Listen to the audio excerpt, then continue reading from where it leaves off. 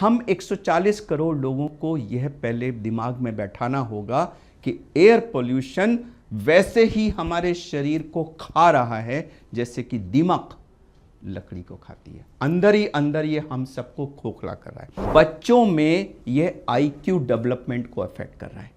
हमारे बच्चे वो आईक्यू अचीव नहीं कर पाएंगे पॉल्यूशन की वजह से जो वो कर पाते।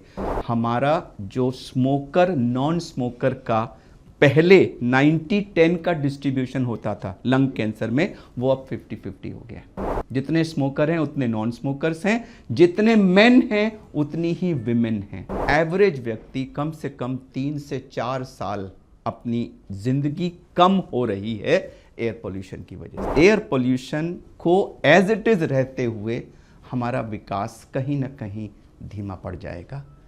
सबसे भयानक है जब वो हमारे प्लेसेंटा के थ्रू हमारे नवजात शिशु के पास भी पहुंच जाता है।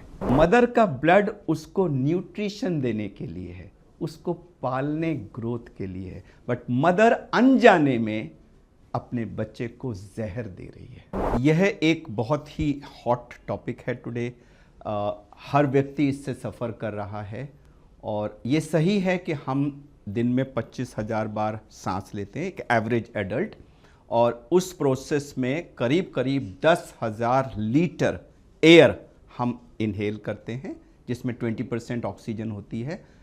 अनफॉर्चुनेटली आज की एयर में ऑक्सीजन जिसकी हमें ज़रूरत है उसके अलावा बहुत सारे unwanted and seriously disease causing chemicals और पार्टिकल्स भी हमारे शरीर में जा रहे हैं।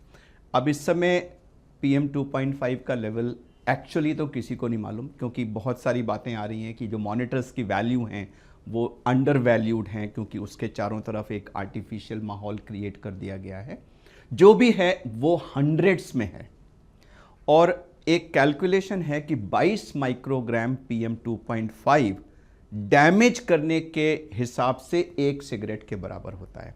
मैं कहता हूं अगर हम एक एवरेज 300 की फिगर भी ले लें, जिसको कोई डाउट नहीं करेगा, तो वो भी करीब करीब 15 से 20 सिगरेट के बीच में आ गया। यानी कि पूरे नॉर्थ इंडिया में रहने वाला हर व्यक्ति 1 मिनट पुराने बच्चे से लेकर के 95-100 साल के वृद्ध तक हर व्यक्ति जो सांस ले रहा है वह रोज 15, 20, 25, 30 सिगरेट पी रहा है और उसका नुकसान सफर कर रहा है।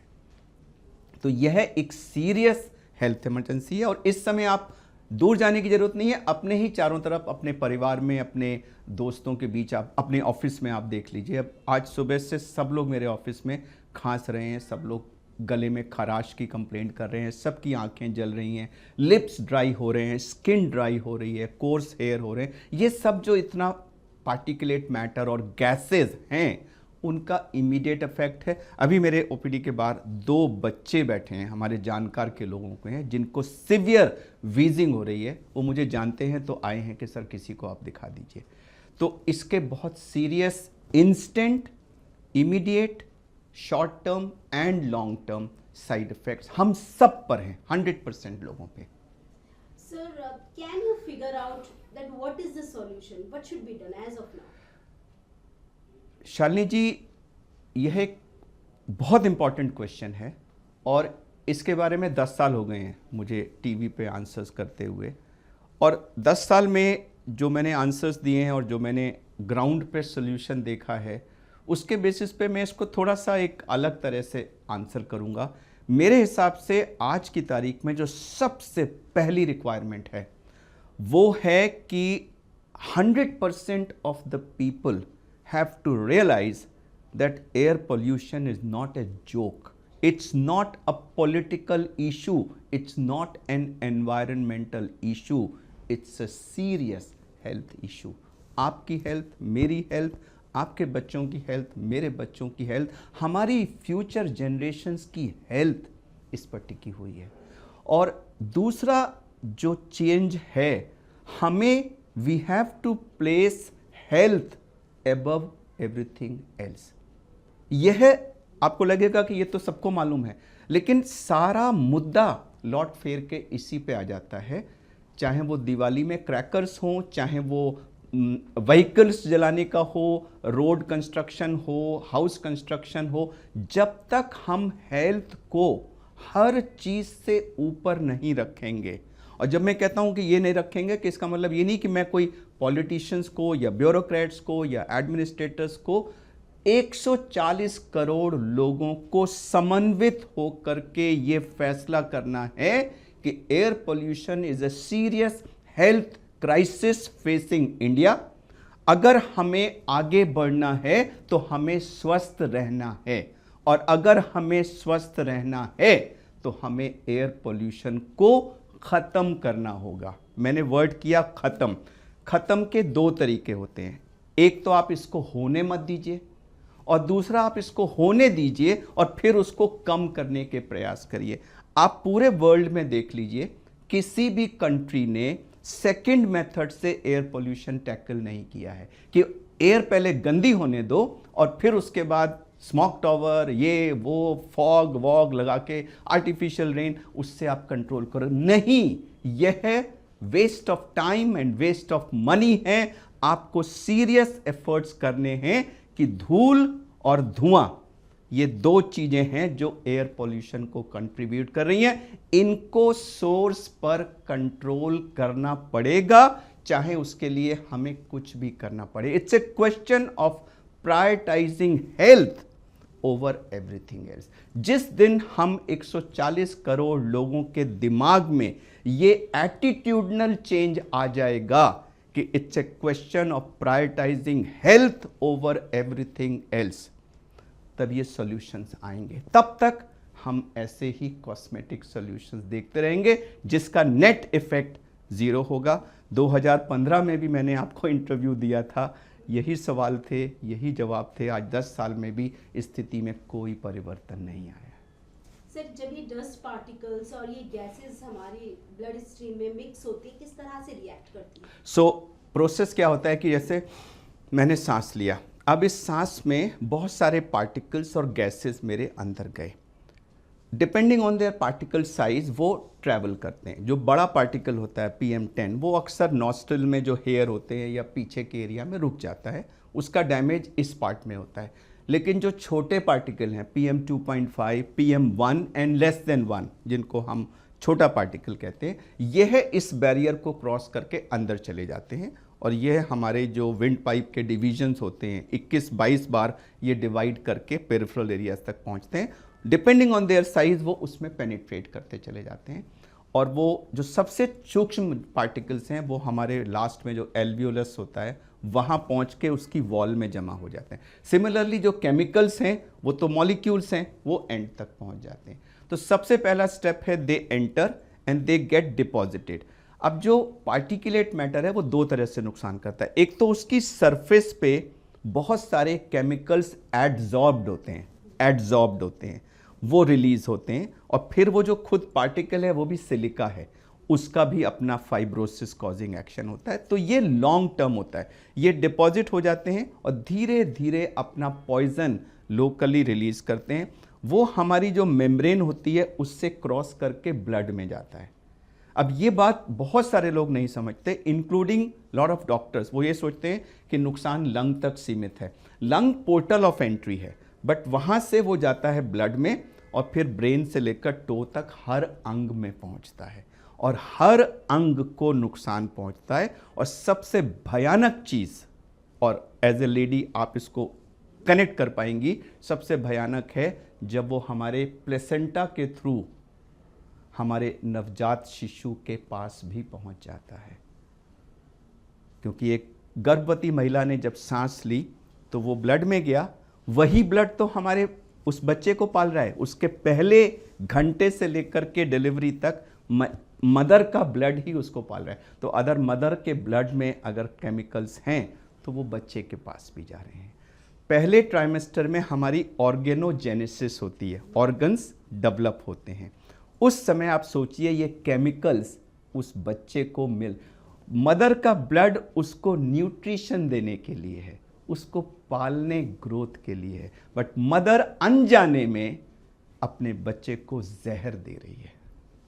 वो जहर उस बच्चे को नुकसान कर रहा है। पहले ट्राइमेस्टर में कंजेनाइटल डिफेक्ट्स हो जाते हैं। डेटा है फ्रॉम अक्रॉस द ग्लोब कि ladies who are living in polluted cities, they deliver children with much higher incidence of congenital defects. Second और थर्ड ट्राइमेस्टर में बेबी की ग्रोथ होती है, उस समय केमिकल्स आए तो वो ग्रोथ अफेक्ट हो जाती है, या डेथ हो सकती है या प्री मैच्योर्ड। तो growth retardation, intrauterine death, pre mature delivery, और ये बच्चे कमज़ोर होते हैं। डिलीवरी के बाद उनमें हज़ार तरह की बीमारियां होती हैं। They are more susceptible to dying after delivery.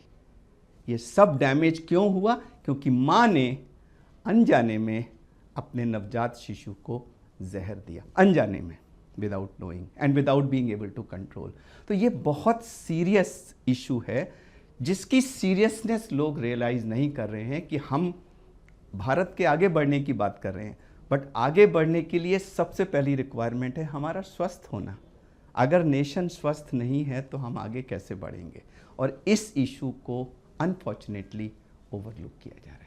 Sir, एक पोल्यूशन है जो वेहिकुलर पोल्यूशन होता है, फिर हम बात करें क्रैकर्स की वजह से जो होता है दिवाली पर, फिर हम तीसरी बात करते हैं स्टबल बर्निंग की वजह से होता है। लेकिन अभी जो हालात बने हुए हैं, जैसे दिल्ली और आसपास का इलाका है, वो पूरी तरह से गैस चैम्बर की तरह बना हुआ है। ये पोल्यूशन कौन सा वाला है और इसके कितने ज़्यादा साइड इफेक्ट्स हैं? देखिए, पोल्यूशन का कोई एक सोर्स नहीं होता है, मल्टीपल सोर्सेज होते हैं, और वो कुछ तो कॉमन सोर्सेज होते हैं पूरे कंट्री में, हर जगह हैं। बाकी एरिया स्पेसिफिक होता है कि भाई यहाँ पर ये चीज़ ज़्यादा है, वहाँ वो चीज़ ज़्यादा है। और इसके साथ साथ कुछ जो मेट्रोलॉजिकल फैक्टर्स होते हैं, जो हमारे वातावरण से और जो हमारी जलवायु से रिलेटेड पार्ट होते हैं, वो भी अपना रोल प्ले करता है। यह सीजन इस पीरियड में क्यों बढ़ जाता है? इस पीरियड में इसलिए बढ़ जाता है कि इस पीरियड में because of certain factors air flow कम हो जाता है। जो एयर फ्लो करती है उसकी स्पीड ना के बराबर हो जाती है। जब एयर का मूवमेंट ही नहीं है तो यहाँ से जितना भी पॉल्यूशन निकला वो वहीं के वहीं रह जाता है, वो ट्रैवल नहीं कर पाता। और अभी अगर तेज़ी से एयर फ्लो कर रही हो तो वो डिसिपेट हो जाता है। तो ये कई फैक्टर है, बट द फैक्ट इज कि ये बन तो रहा है ना। यहाँ पर व्हीकल्स बहुत बड़ा कारण है, और इतने पॉल्यूटिंग व्हीकल्स हैं, और इसमें बहुत बड़ा कंपोनेंट ऐसा है जिसको अगर हम इंटेलिजेंट प्लानिंग और मैनेजमेंट करें तो वो सॉल्व हो सकता है। अब आप अपने घर से यहाँ तक आई हैं, वो डिस्टेंस अगर ट्रैफिक थोड़ा सा कम होता तो आपने शायद आधे डिस्टेंस में मेरे पास आप पहुँच गई होती। हम सब इस समय घंटों, आप सोचिए लाखों करोड़ों गाड़ियाँ पूरे देश में, कितना समय सड़क पर, और जब लोग ट्रैफिक में होते हैं तो बार बार एक्सीलेटर को दबाते हैं। हम फर्स्ट गियर में होती है गाड़ी, फर्स्ट गियर में गाड़ी का कंजम्पशन कहीं हायर होता है, और जो एग्जॉस्ट की क्वालिटी होती है वो कहीं इन्फीरियर मतलब मोर हार्मफुल टू हेल्थ होती है। और जो बार बार लोग एक्सीलेटर को गुस्से में दबाते रहते हैं परेशान होकर के, उससे और ज़्यादा धुआं है। मल्टीप्लाई करिए बाई करोड़ों व्हीकल्स अक्रॉस द कंट्री, कितना ज़्यादा धुआं निकल रहा है। तो ये कोई अनमैनेजेबल चीज़ नहीं है। मैं माना कि गाड़ियाँ बहुत बढ़ गई हैं, बट आप दर्जनों जगहों पे देखेंगे कि एक छोटा सा अगर कुछ इंटेलिजेंट प्लानिंग की जाए तो वो ट्रैफिक कम हो जाएगा। तो बिना व्हीकल्स का नंबर कम किए भी बाय एफिशिएंट ट्रैफिक मैनेजमेंट हम व्हीकल्स से आने वाला एग्जॉस्ट कम कर सकते हैं। पराली के लिए मैं आपको खुद एक छोटी सी एग्जांपल दूंगा। हमारा एक ग्रुप है, उसका नाम है डॉक्टर्स फॉर क्लीन एयर, और पंजाब में हमारे एक चैम्पियन हैं डॉक्टर बख्शी, वो खुद एक सर्जन हैं जलंधर में। उन्होंने 15-20 विलेजेस को डॉक्टर्स फॉर क्लीन एयर के बिहाफ पे अडॉप्ट किया, और हम लोग टीम्स बना के विलेजेस में गए, वहाँ के एल्डर्स से बात की, उनको पूछा कि तुम्हारे बच्चों को पिछले 1 साल में क्या हुआ है। उन सब ने बोला किसी को अस्थमा है, किसी को ये है, और हमने उनको समझाया कि ये जो आप जलाते हैं इसका मैक्सिमम असर तो पहले आपको होता है, फिर ये ट्रैवल करके दिल्ली जाता है। शालिनी, आप बिलीव नहीं करेंगी, पिछले 12 महीने से उन 5 विलेजेस में एक छोटा सा तिनका भी नहीं जला है। कोई पैसा नहीं लगा, कोई वो फीडर मशीन वगैरह नहीं आई, सिर्फ उनसे बात करके उनको समझा के ये अचीव हुआ है। इनफैक्ट डॉक्टर बख्शी को तो अभी कुछ उसके लिए एक कमेंटेशन सर्टिफिकेट भी मिला है कि उन्होंने Because of the awareness. इसमें ज़बरदस्त अवेयर, मैंने शुरू में आपसे कहा था एटीट्यूडनल चेंज। हम 140 करोड़ लोगों को यह पहले दिमाग में बैठाना होगा कि एयर पोल्यूशन वैसे ही हमारे शरीर को खा रहा है जैसे कि दीमक लकड़ी को खाती है। अंदर ही अंदर ये हम सबको खोखला कर रहा है। आपने बीमारियों की बात पूछी थी, हम एक लिस्ट गिना देते हैं। आप ब्रेन से शुरू करिए। बच्चों में ये आईक्यू डेवलपमेंट को अफेक्ट कर रहा है। हमारे बच्चे वो आईक्यू अचीव नहीं कर पाएंगे पॉल्यूशन की वजह से जो वो कर पाते। एडल्ट्स में यह ब्रेन स्ट्रोक का एक इंपॉर्टेंट कारण है। WHO की साइट पे आप देखिए, it's one of the important causes of brain stroke. और जब भी कभी पीक सीजन होते हैं, हर हॉस्पिटल में एक हफ्ते के बाद ब्रेन स्ट्रोक के पेशेंट्स की संख्या बढ़ जाती है। हम नीचे आए, हार्ट लंग्स की बात करें। लंग्स तो सबको मालूम है कि नवजात शिशुओं में ब्रोंकियोलाइटिस यानी कि वीजिंग, अस्थमा जैसी चीज़ होती है। बच्चों में न्यूमोनिया का एक बहुत महत्वपूर्ण कारण है इंडोर पोल्यूशन, जो हमारे रूरल एरियाज में है। बच्चा वहीं बैठा है, वहीं अंगीठी जल रही है और उनको न्यूमोनिया हो गया। बच्चों में कैंसर का ये एक इम्पॉर्टेंट कारण है। बड़े होते हैं अस्थमा, एलर्जीज, COPD और अब सबसे भयानक लंग कैंसर। अभी मैंने अपना डेटा पिछले 1 साल का एनालाइज किया है।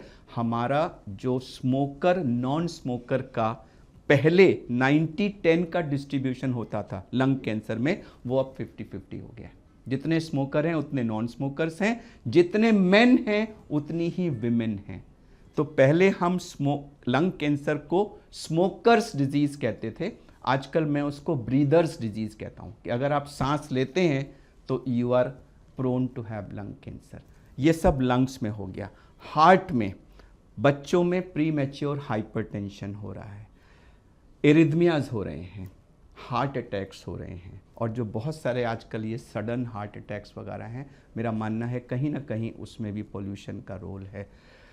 रिप्रोडक्टिव ऑर्गन्स पे इसका असर पड़ रहा है, हमारे पेट पे इसका असर है, किडनी पर इसका असर है। और 2 डिजीजेस जो बिल्कुल लेटेस्ट ऐड हुई हैं, डायबिटीज़ और ओबेसिटी, और दोनों ही डिजीजेस इंडिया में ऐसे बढ़ रही हैं। आपको याद होगा 15 अगस्त को माननीय प्रधानमंत्री जी ने देश को आगाह किया था कि ओबेसिटी हमारे देश में बढ़ रही है। उसमें भी एक इम्पॉर्टेंट कारण एयर पोल्यूशन है, ये रिसर्च में अवेलेबल है। डायबिटीज़ में ये अवेलेबल है। तो सर से पैर तक कोई डिजीज़ ऐसी नहीं है जहां कहीं ना कहीं डायरेक्टली या इनडायरेक्टली वायु प्रदूषण ना इन्वॉल्व हो। अब आप सोचिए, इन सब बीमारियों के होने से जो लोगों पर इसका कुप्रभाव पड़ेगा, उससे जो आउटपुट इफेक्ट होगा, और इन सब के इलाज में जो अरबों खरबों रुपए खर्च होंगे, और जो लोगों की प्रीमैच्योर डेथ्स होंगी, उससे जो प्रोडक्टिविटी लॉस होगा, अगर आप इस सब को टोटल करें तो यह हमारे GDP का एक बहुत बड़ा हिस्सा होगा, और ये सब अवॉइडेबल लॉस है। तो यह एक सीरियस हेल्थ प्रॉब्लम है, ये सीरियस इकोनॉमिक कॉन्सिक्वेंसेस भी इसके हैं। यूनिवर्सिटी ऑफ शिकागो की एक स्टडी हुई थी, उनके एक बहुत सीनियर साइंटिस्ट हैं जिन्होंने अपनी पूरी ज़िंदगी एयर पोल्यूशन के एरिया में स्पेंड की है। उन्होंने पूरे देश में ट्रैवल करके हमारे एरियाज़ में जो डेथ्स थी म्यूनिसिपैलिटी से डेटा लेकर, और उसको AQI का जो सैटेलाइट का डेटा था उसके साथ मैच किया, और फिर उसमें कुछ मॉडलिंग की कि अगर वहाँ AQI WHO मानकों के अनुसार होता तो वो डेथ रेट्स कितनी होती। और उन्होंने कंक्लूड किया था कि दिल्ली में खासकर से एवरेज व्यक्ति कम से कम 3 से 4 साल अपनी ज़िंदगी कम हो रही है एयर पोल्यूशन की वजह से। ये पूरे नॉर्थ इंडिया के लिए उन्होंने 2 से 3 साल कहा था, बट मैक्सिमम उनका दिल्ली का था।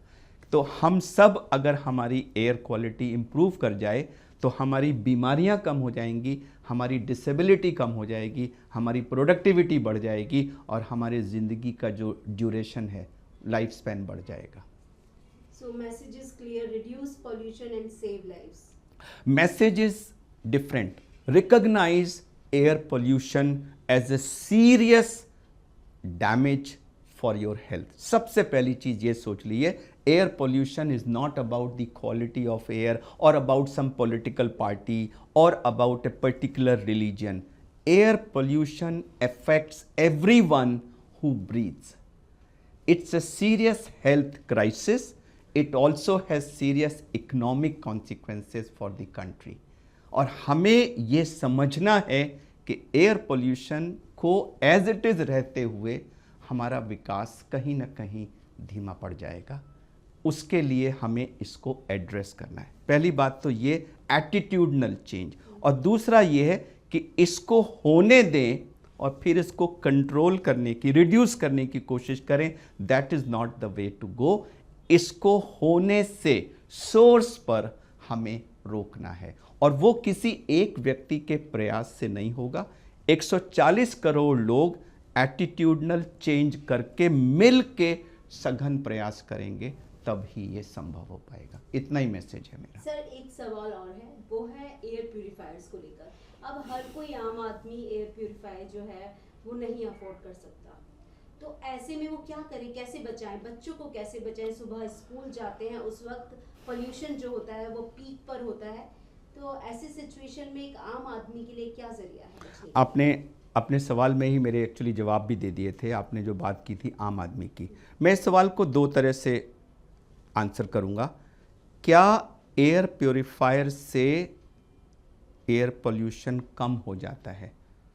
तो टेक्निकली उसका आंसर है यस। इस समय हम इस कमरे में बैठे हैं, अगर हम इसमें एक एयर प्योरीफायर रख दें तो आधे घंटे के अंदर यहाँ की AQI कम हो जाएगी। टेक्निकली वो सही है, इट क्लीन्स एयर, लेकिन उसमें बड़े सारे इफ्स एंड बट्स इन्वॉल्व हैं। पहला चीज़ कि वो जो वॉल्यूम है, उसकी एयर हैंडलिंग कैपेसिटी है, वो इस कमरे के साइज़ के अनुसार होना चाहिए। नंबर 2, उसमें जो फिल्टर लगा है, जिस दिन वो फिल्टर चोक हो गया उस फिल्टर को चेंज करना है। नंबर 3, उसका फ़ायदा आपको, मुझको, इन सब लोगों को तब तक ही होगा जब तक हम इस कमरे के अंदर हैं। जैसे ही आप उठ के बाहर जाएंगी वो आपके साथ नहीं जा सकता। मैं इसको रिकमेंड करता हूँ। हमारे लंग ट्रांसप्लांट के पेशेंट जब डिस्चार्ज होते हैं तो मैं उनको बोलता हूँ कि आप हाई रिस्क हैं, आपको हम अफोर्ड नहीं कर सकते कि कोई चेस्ट प्रॉब्लम आप यूज़ करिए। जो कुछ बीमारियों में हम पूरा एक लंग निकाल देते हैं या आधा लंग निकाल देते हैं, तो ये लोग बहुत ज़्यादा रिस्क पे हैं, उनको ज़रा सा भी इन्फेक्शन हो गया तो जान को खतरा हो जाएगा। ऐसे लोगों को मैं ऑन मेडिकल ग्राउंड्स रिकमेंड करता हूँ। बट क्या मैं एयर प्योरीफायर को as a solution to pollution for the whole country recommend करूँगा? Answer is a big no. उसका कारण क्या है कि उससे हमारा ध्यान सोर्स से हट जाता है और हम एक आर्टिफिशियल सोल्यूशन पे आ जाते हैं। आप सोचिए 140 करोड़ लोगों को 24/7 for the whole of their life आप एयर प्योरीफायर प्रोवाइड कर सकते हैं क्या? ठीक है ना? तो इसलिए air purifier is not a solution to the problem of pollution of India. Air pollution एक पब्लिक प्रॉब्लम है और एयर प्योरीफायर एक प्राइवेट सोल्यूशन है। वो मेरे कमरे में लग जाएगा क्योंकि मैं अफोर्ड कर सकता हूँ, लेकिन what about crores of people जो अफोर्ड नहीं कर सकते हैं? तो ये सोल्यूशन नहीं है। हम वापस आते हैं उसी बात पे, solution is to control the pollution at source. धूल और धुआं कहीं से भी आए, वो एयर पोल्यूशन को कंट्रोल कर रहा है। और अगर 140 करोड़ लोग मिलके एक फैसला करें, और मैं चाहूँगा कि आपके इस पॉडकास्ट के माध्यम से ये मैसेज चले जाए, हर व्यक्ति अगर ये कहे कि मैं अपना धूल और धुएं का कंट्रीब्यूशन 1% कम कर दूंगा, तो आप सोचिए 140 करोड़ टाइम उसको मल्टीप्लाई करेंगे, एक विजिबल डिक्लाइन आ जाएगा। और ये आया था कोविड के दौरान, हम सब ने देखा है, इंडिया गेट का रंग बदल गया था, हमें जलंधर से वो ऊपर की पहाड़ियाँ दिखने लग गई थी, हर चीज़ बदल, आकाश फिर से ब्लू स्काई आ गया था। तो वो सब डूएबल है। मैं नहीं कह रहा हूँ हमें सब कुछ बंद करना है, बट प्रोग्रेस भी चल सकती है और वो विदाउट पोल्यूशन भी चल सकती है। ये एटीट्यूडनल चेंज जब हम में आएगा। आज की तारीख में एक सिनिसिज्म सा आ गया है, अरे भाई हम क्या कर सकते हैं, ये तो इसके साथ तो जीना सीखना पड़ेगा। तो ये गलत है। इसके साथ अगर आप जीने की आदत डाल लेंगे तो वो आपके स्वास्थ्य को सीरियस डैमेज कर रहा है, सीरियस डैमेज।